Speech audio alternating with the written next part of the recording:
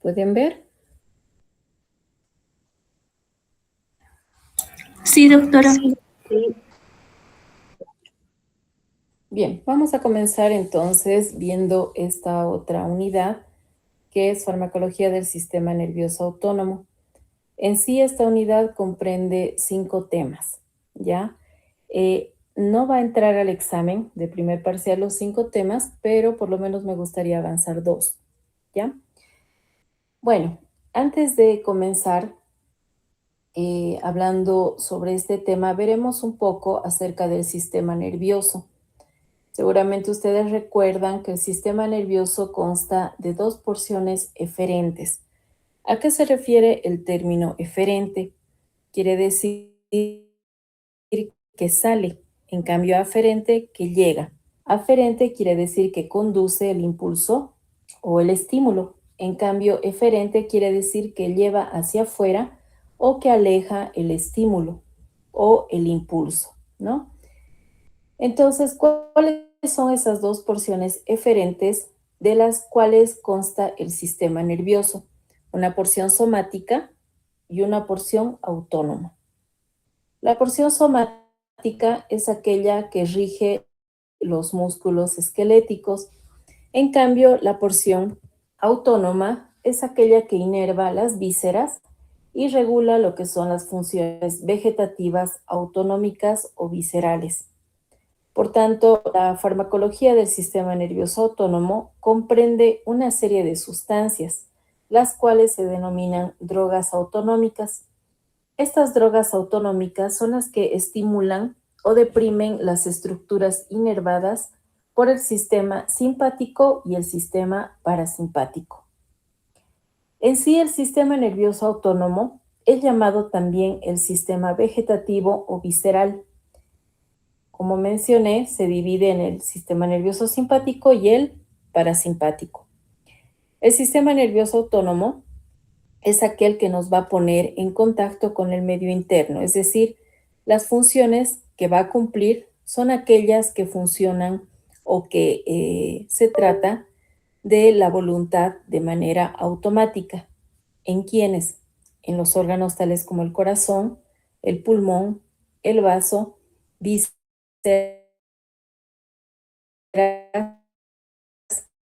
etcétera, ¿no? Y este se divide en 2 fracciones. El sistema parasimpático, el cual es el que reprime o deprime lo que es el músculo cardíaco, y el simpático, que es el que estimula. Veremos algunas de las características también de cada uno de estos sistemas. Pero antes veremos cuál es la clasificación. Hablamos de las drogas autonómicas. Estas se clasifican en 7, como ustedes pueden ver. Lo que son las drogas adrenérgicas o simpático-miméticas, las drogas bloqueantes adrenérgicas o simpaticolíticas, las drogas colinérgicas o parasimpático-miméticas, las drogas colinérgicas, llamadas también anticolinérgicas o parasimpaticolíticas. Tenemos las drogas bloqueantes ganglionares o ganglioplégicas, que este tema también lo veremos más adelante. Las drogas antihistamínicas o antagonistas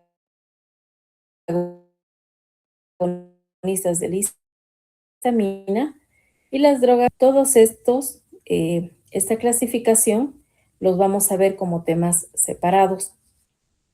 Como ustedes pueden ver, existen estos medicamentos que pueden igualar o contrarrestar el efecto del sistema simpático o el parasimpático.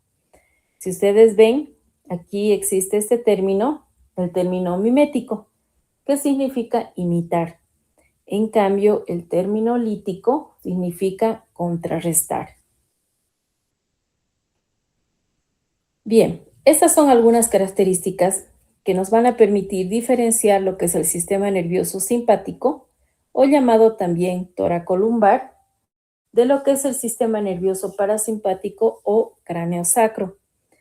Ambos están constituidos por diferentes tipos de neurotransmisores, por diferentes tipos de receptores y van a ver que cumplen diferentes funciones. ¿Dónde vamos a poder ver esto y entenderlo mejor? Es en este cuadrito de acá, este. Entonces, aquí, este es un resumen para que ustedes puedan ver qué diferencias existen entre ambos y qué similitudes. En el caso del sistema nervioso simpático, llamado también toracolumbar, sus centros nerviosos nacen ¿dónde? En el primer segmento dorsal y el segundo lumbar. En cambio, en el parasimpático, sus centros nerviosos nacen de los nervios craneanos, el 2, el 7, el 9 y el 10, y de la tercera raíz sacra. Ambos tienen fibras preganglionares y postganglionares, pero si ustedes pueden ver son diferentes. En el sistema simpático, las preganglionares son cortas y las postganglionares son largas. A diferencia del parasimpático, las preganglionares son largas y las postganglionares son cortas. También poseen transmisores. En el caso del simpático es la acetilcolina y las catecolaminas. ¿Cuáles catecolaminas? La adrenalina, noradrenalina y la dopamina. En cambio, en el sistema parasimpático también presenta diferentes transmisores, pero en este caso se trata de la acetilcolina. Ambos tienen receptores. El simpático, receptores nicotínicos y adrenérgicos del tipo alfa y beta. En cambio, el parasimpático tiene receptores nicotínicos y muscarínicos. Ahora veremos qué acción cumplen ambos. El sistema simpático tiene, en su acción se tienen respuestas que van a funcionar como un todo, es decir, nos van a permitir prepararnos para la lucha o para la huida. En el caso del parasimpático, predominan lo que son las respuestas localizadas y sirven para conservar energía. ¿Sí? Entonces, ustedes pueden ver qué similitudes tienen y qué diferencias. Ahora, hablando de receptores autonómicos, adrenérgicos y colinérgicos, pueden ver que se clasifican, se subclasifican en diferentes tipos. En el caso de los adrenérgicos tenemos lo que es el alfa, de la subclase alfa 1, alfa 2, beta, beta 1, beta 2, beta 3, dopa, de la subclase dopa 1, dopa 2.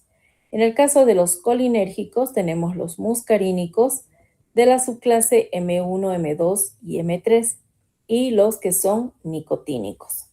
¿Sí? Entonces pueden ver qué diferencias también existen cuando hablamos de sus receptores.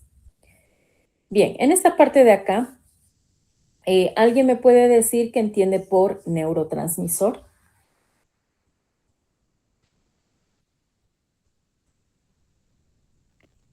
Doctora, buenas noches. Buenas noches. Son sustancias químicas como la acetilcolina, podría ser. Ya.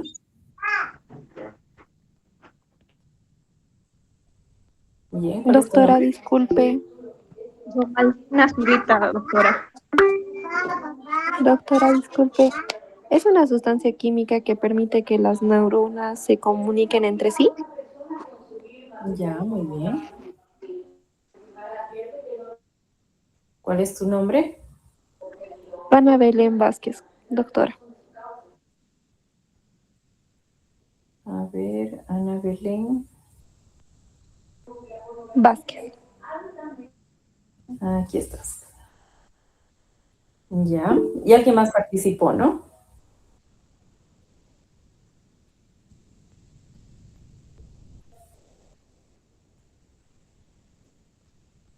¿Quién fue?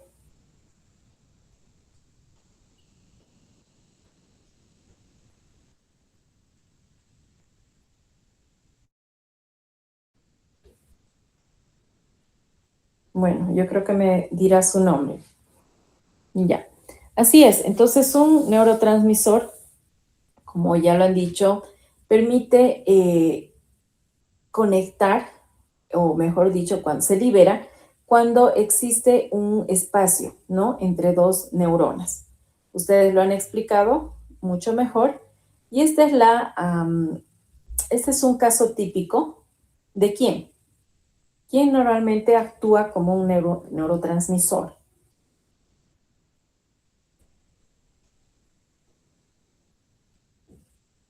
Doctora, buenas noches. ¿Sería la dopamina, la serotonina y la acetilcolina? Ya. Muy bien. ¿Tu nombre? Esther Acarapi.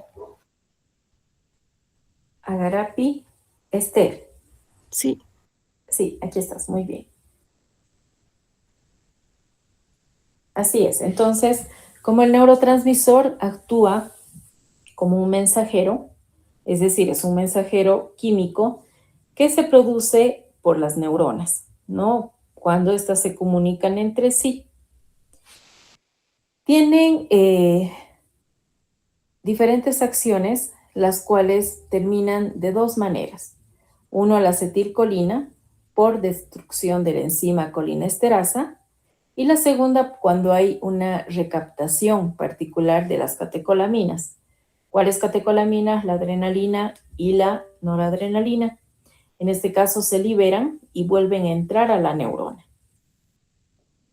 Bien, este otro término, supersensibilidad, si no me equivoco, también lo hemos visto. ¿Sí? ¿Alguien me puede decir a qué se refiere?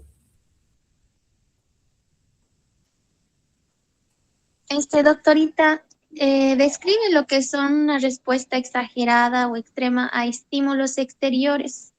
Eso sería, doctorita, una respuesta exagerada a algo, a un estímulo. Ya, ¿tu nombre? Quiñones Brenda. Quiñones Brenda. Aquí estás. Sí, ¿Y por qué no han participado la anterior vez? ¿Qué pasó?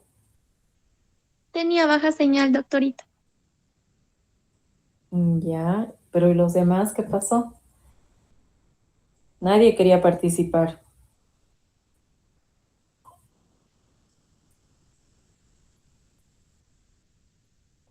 Doctora, Así es. Entonces, en lo que es supersensibilidad también podría ser es cuando el organismo se vuelve más sensible de lo normal a una sustancia. ya, muy bien. ¿Tu nombre? Verónica Ramos. Muy bien. Bien, Verónica. No se olviden que este puntaje va a participación, ¿no? Y normalmente cuando participan, este puntaje yo no lo tomo en cuenta en los parciales. ¿A qué me refiero? Que si el examen, por decirles, tienen un 80 sobre 100 y han participado 3 veces, yo les hago valer por lo menos 3 puntos. ¿Me entienden? Entonces tendrían 83. Para que vean cómo les ayuda el hecho de que ustedes participen. ¿Ya?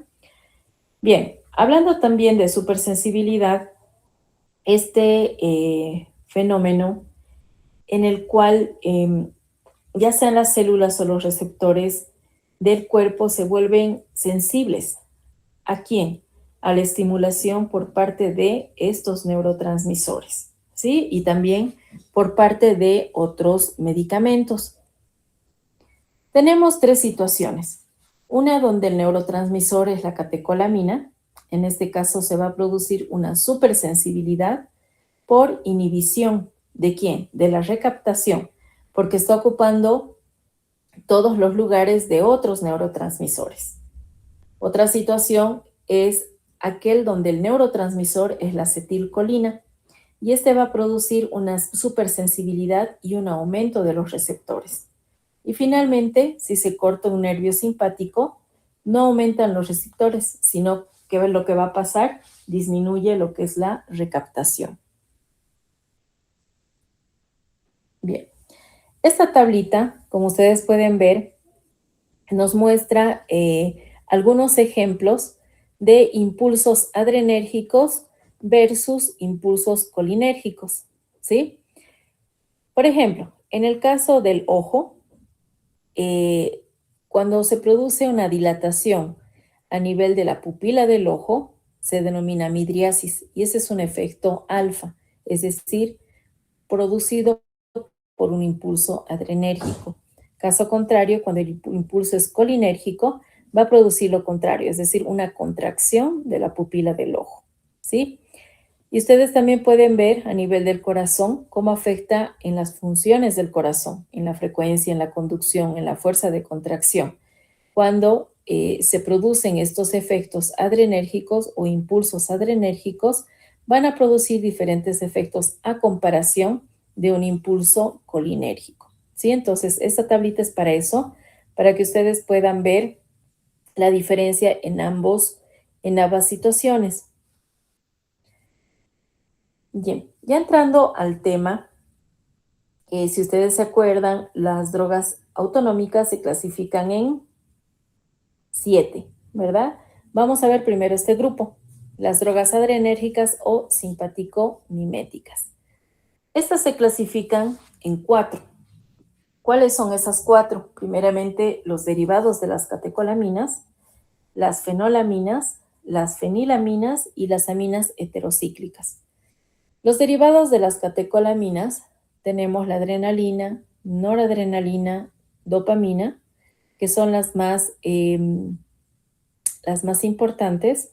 Así también tenemos la terbutalina, el isoproterenol, orciprenalina, está el salbutamol, fenoterol, dobutamina, metoxamina. Dentro del segundo grupo está el vametano, es decir, las fenolaminas, está el vametano, ritodrina, isoxuprina, etilefrina, está la nilidrina, metaramino. Y en el tercer grupo están las fenilaminas. ¿Cuáles? Las efedrinas y las anfetaminas. Existen derivados de las anfetaminas, tales como cuáles: la metanfetamina, hidroxianfetamina, metilfenilato, pemolina. Y el tercer grupo, que son las aminas heterocíclicas, tenemos a la oximetazolina, nafasolina y silometasolina. Todas estas entonces pertenecen al grupo de las drogas adrenérgicas o llamadas también simpático-miméticas. Bien, veremos algunas características. Si ustedes recuerdan, les mencioné que tanto la farmacodinámica como la farmacocinética lo vamos a manejar durante todo el año. En este caso, la farmacodinámica es lo que la droga o el medicamento le hace al organismo, es decir, qué efectos va a producir ese medicamento en el organismo. Y la farmacocinética son todos esos procesos físico-químicos por los que atraviesa el medicamento en el organismo: absorción, distribución, metabolismo y excreción. Es decir, la farmacocinética es lo que el organismo le hace al medicamento. ¿Está claro? Sí, doctora. Bien, entonces veremos la farmacodinámica. A nivel del sistema cardiovascular, ¿qué es lo que pasa? ¿Qué es lo que producen las catecolaminas? En el caso de la adrenalina, aumentan las funciones del corazón, aumentan la presión arterial, disminuyen también la presión diastólica, es decir, aumentan la presión sistólica y disminuyen la diastólica. Pueden llegar a producir vasoconstricción a nivel cutáneo, a nivel renal y a nivel esplénico. En cambio, la noradrenalina solamente va a tener un efecto a nivel cutáneo y renal, y aumentan también los valores de la presión arterial. En el caso de la dopamina, mucho depende de la dosis administrada. ¿A qué me refiero? Cuando una dosis es menor a 2 microgramos por kilogramo peso por minuto, se produce un efecto beta. Cuando ya aumenta la dosis, es decir, entre 2 a 5 microgramos por kilogramo peso por minuto, hay un efecto dopa. En este caso aumenta la presión sistólica y se produce vasodilatación a nivel renal. Y cuando ya sube a los 10, es decir, cuando es más de 10 microgramos por kilogramo peso por minuto, ya se produce una vasoconstricción. A su vez, esta dopamina va a producir el efecto dopa aumentando la fuerza de contracción del corazón, aumenta la presión sistólica, disminuye la presión diastólica. En este caso este efecto se va a realizar a través de dos mecanismos de acción. ¿Cuáles son? Estimulando lo que es la formación del AMC, que es el segundo mensajero, y aumentando el AMC cíclico. ¿Qué es el AMC? Significa adenosín monofosfato cíclico y es un nucleótido que va a funcionar como segundo mensajero en varios procesos biológicos. En el caso, la segunda vía del mecanismo de acción es estabilizar los mastocitos y liberar histamina. ¿Qué son los mastocitos? Son células, son esas células grandes que pueden llegar a medir de 20 a 30 micrómetros y son derivados de los precursores localizados en la médula ósea. Poseen abundantes gránulos basófilos y estos van a contener histamina, van a contener heparina y leucotrienos, ¿no? Entonces, ¿a qué se refiere cada uno de estos? En este caso, la histamina aumenta lo que es la permeabilidad de los vasos sanguíneos.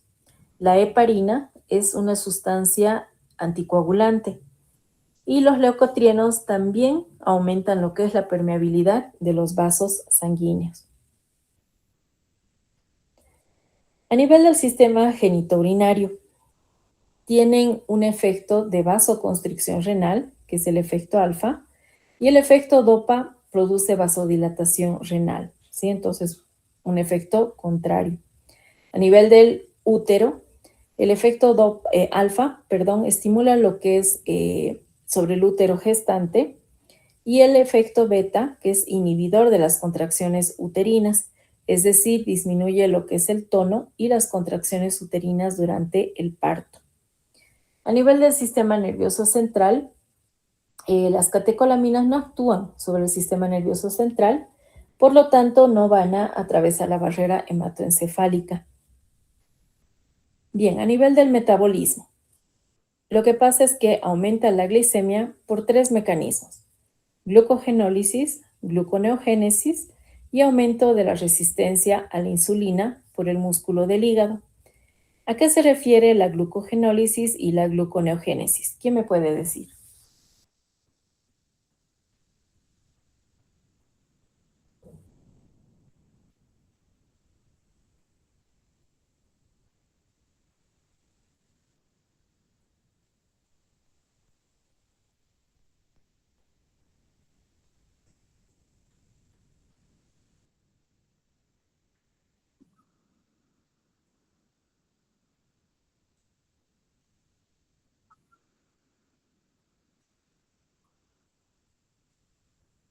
Muy bien.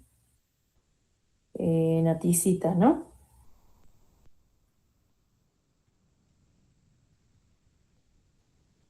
Así es.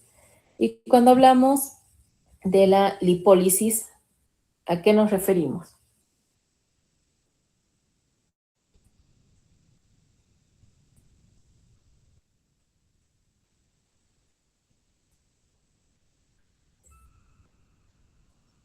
Doctora, ¿podría ser la degradación de triglicéridos en ácidos grasos? Ya. ¿Cuál es tu nombre? Pérez López Rosa. Pérez. Sí, Pérez López, me dices, ¿no? sí, doctora. Bien, aquí estás. Sí, así es. Entonces, si ustedes se dan cuenta, estos medicamentos también pueden aumentar lo que es la concentración de los ácidos grasos en sangre. Y ahí, en esa parte, vamos a tomar en cuenta lo que es la lipólisis. Normalmente, en el caso de la lipólisis, esta se debe al desdoblamiento de las grasas del tejido adiposo en ácidos grasos y glicerol, ¿no? Entonces, a eso se llama lipólisis. Cuando hablamos de la tolerancia, esta catecolamina, la adrenalina, es antagonista no competitivo o fisiológico de la histamina. Entonces, sí puede llegar a producir un efecto broncodilatador a nivel de aquellos pacientes con asma. ¿Cuál es la farmacocinética? la adrenalina no se administra por vía oral, pero en el caso de la terbutalina, el salbutamol y el isoproterenol, y también los demás, sí se pueden usar por vía oral y demás vías. En el caso de la adrenalina y noradrenalina, estas no se administran por vía oral ni por vía sublingual. ¿Cómo se eliminan? Normalmente se pueden eliminar en el caso de la metanefrina, normetanefrina y el ácido valinoil, ¿no? La mayoría de estos se eliminan a través de la orina. Así también la noradrenalina no se administra por vía subcutánea ya que puede llegar a producir necrosis a nivel del tejido. Entonces puede ser estimulante y causar necrosis, ¿no? En el momento que se inyecta este medicamento. En el caso del metabolismo, pueden llegar a producir metilación en las terminaciones nerviosas y, como les dije, se elimina por el riñón, ¿no? Pueden llegar a producir efectos tóxicos en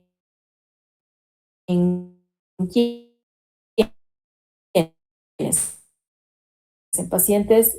Estos efectos tóxicos pueden llegar a ser desde los más leves hasta los más graves. Leve en el caso de que produzcan temblores, ansiedad, palpitaciones, dolores de cabeza pulsátiles, a lo que se denomina cefalea pulsátil, y efectos graves, ¿no? Cuando causan hipertensión arterial, ese dolor tan fuerte en el pecho, angina de pecho y arritmias cardíacas. ¿Cuál es la dosis letal? La adrenalina se puede administrar entre 10 y 20 miligramos. ¿A qué se refiere con dosis letal? ¿Quién me puede decir?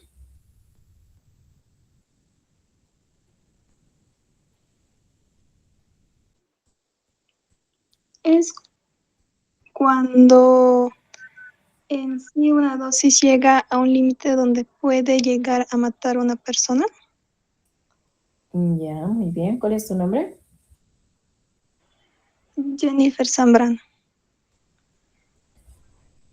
Bien, Jennifer. Así es. Aquí estás. Cuando hablamos de la dosis letal, estamos hablando de la cantidad de medicamento necesario para producir la muerte, en este caso, en el 100% de los individuos. ¿En qué personas está contraindicada la utilización de las catecolaminas? En el caso que los pacientes padezcan enfermedad con cardiopatía coronaria, en pacientes con cardiomiopatía, en el hipertiroidismo, en aquellos que tienen hipertensión arterial y en la angina de pecho.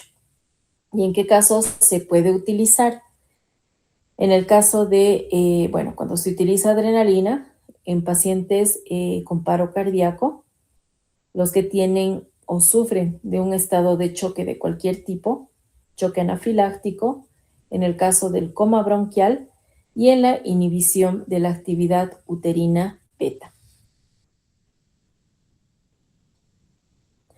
Bien, si ustedes recuerdan, este grupo se clasifica o se subclasifica en 4, ¿no?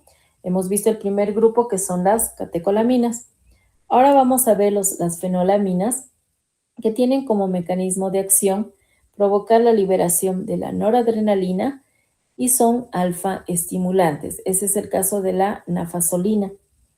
En el caso de las fenilaminas, estas sí pueden atravesar la barrera hematoencefálica. Eso las diferencia de las catecolaminas, pero tienen un inconveniente ya que pueden estimular el sistema nervioso central. Es por eso que hay que tener mucho cuidado en el caso de los niños, por eso está contraindicada su utilización. Se usa la efedrina tópicamente por vía sistémica, ¿no? Y estos pueden llegar a producir taquifilaxia. ¿Alguien me puede decir qué significa? ¿Qué es la taquifilaxia?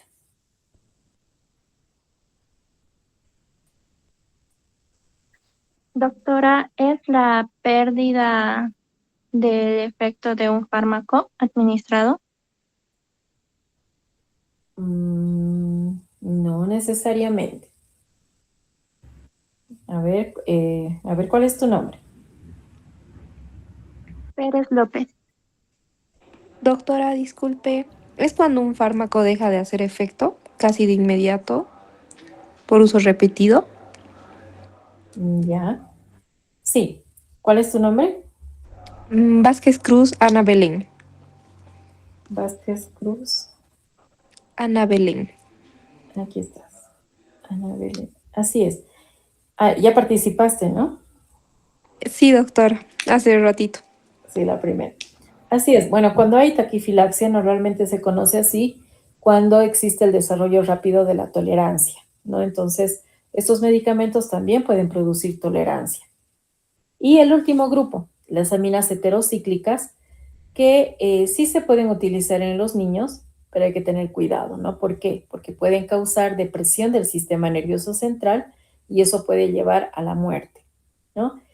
En este caso, también hay que tener en cuenta que el salbutamol es beta 2 estimulante, pero de todas maneras, antes de cualquier administración de cualquier medicamento, ya saben muy bien que tienen que leer el prospecto, ¿no? Y en el caso de las catecolaminas, estas se utilizan por vía inhalatoria en pacientes asmáticos. Aparentemente es inocuo y por eso no se debe administrar más de 4 veces al día, ya que puede llegar a producir arritmias cardíacas, ¿no? Como les dije, antes de cualquier administración hay que tener mucho cuidado y leer lo que es la posología o el prospecto. Ver en qué pacientes está contraindicado, en quiénes se puede utilizar, ver si producen algún efecto secundario o producen algún efecto tóxico, ¿no? Ya saben, al producir un efecto secundario, sí pueden producir diferentes síntomas, pero no causa ningún daño permanente. En cambio, cuando un efecto es tóxico, eso lo diferencia de un efecto secundario, que en el tóxico sí puede causar algún tipo de daño, ¿no? Bien, y este es el segundo grupo. Les dije, ¿no? Que se clasifican en 7. Hemos visto el primero. Ahora este es el segundo, drogas bloqueantes adrenérgicas o simpático-líticas. Vamos a quedar acá, ¿ya? Tampoco quiero avanzar así muy rápido. Y me gustaría avanzar este tema más en el transcurso de la semana para que este tema más entre a lo que es el primer parcial. ¿Ya? Entonces, lo que acostumbro es subir a la plataforma, no sé si ustedes también están de acuerdo, en que yo suba el temario, que les diga qué temas van a entrar al primer parcial. O si ustedes ya saben, tal vez no es necesario y yo no lo subo, ¿no?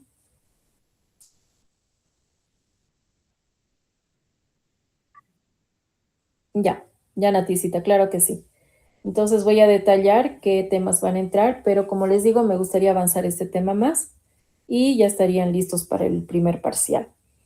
Lo único, muchachos, la siguiente semana, como bien saben, son las actividades para los 75 años, bodas diamante de la facultad. Y vamos a estar con diferentes actividades, ¿no? Durante toda la semana. En sí, desde el día martes, miércoles y jueves, también como parte de estas actividades están las jornadas científicas, ¿no? Y eso se va a llevar a cabo a partir de las 5 de la tarde. Y me gustaría que ustedes también puedan participar, ¿no? En sí va a terminar un poco tarde y no creo que nos dé tiempo de poder avanzar. Entonces quisiera, por favor, Naticita, si ustedes pueden ponerse de acuerdo junto con los del otro curso, porque tampoco, bueno, en sí el otro curso también me pidió poder asistir, ver un día de poder avanzar solamente este tema.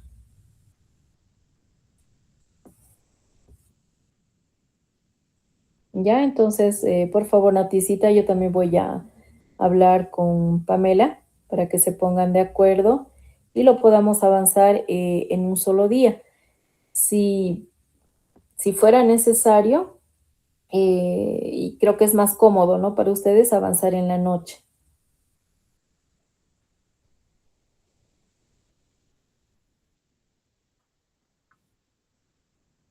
Ya.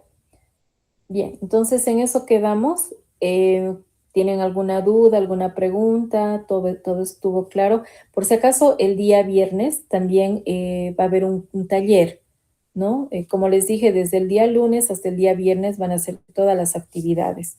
El día viernes es una actividad eh, donde se está invitando a un expositor. Este taller consta de más que todo hablar de lo que es bioseguridad, ¿no? Entonces, este expositor es un expositor muy conocido, donde nos va a dar algunos puntos y algunas referencias, diferencias de lo que se trata el manejo de residuos sólidos, ¿no? Posteriormente va a ver lo que es la bioseguridad y luego el manejo, ¿no? De extintores, ¿ya? Entonces es también interesante y me gustaría que participen.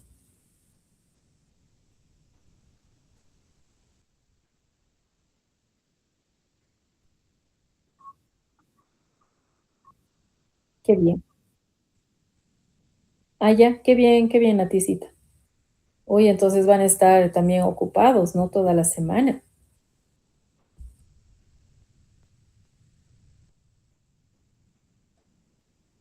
Ya, pero no creo que el viernes en la noche, ¿no? Lo que pasa es que si esa semana no vamos a poder avanzar, por lo menos el último día, que es el viernes, pienso que ya van a estar un poquito más liberados, no creo que se queden toda la noche. Y los exámenes ya comienzan la subsiguiente semana, el 20 de abril. Ya, y mi examen está programado, ¿no? Para la primera semana.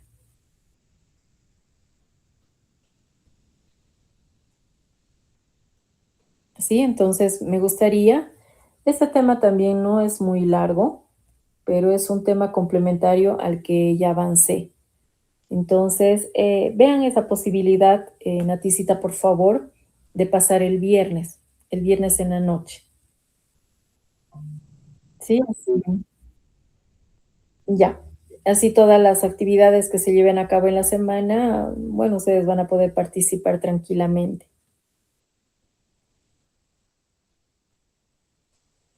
Ya. Bien, bien muchachos, entonces quedamos acá. No hay dudas, no hay alguna pregunta. Entonces, mm, como les dije, quedaríamos acá, ¿ya? Bien, que descansen muchachos, que tengan buenas noches y un lindo fin de semana.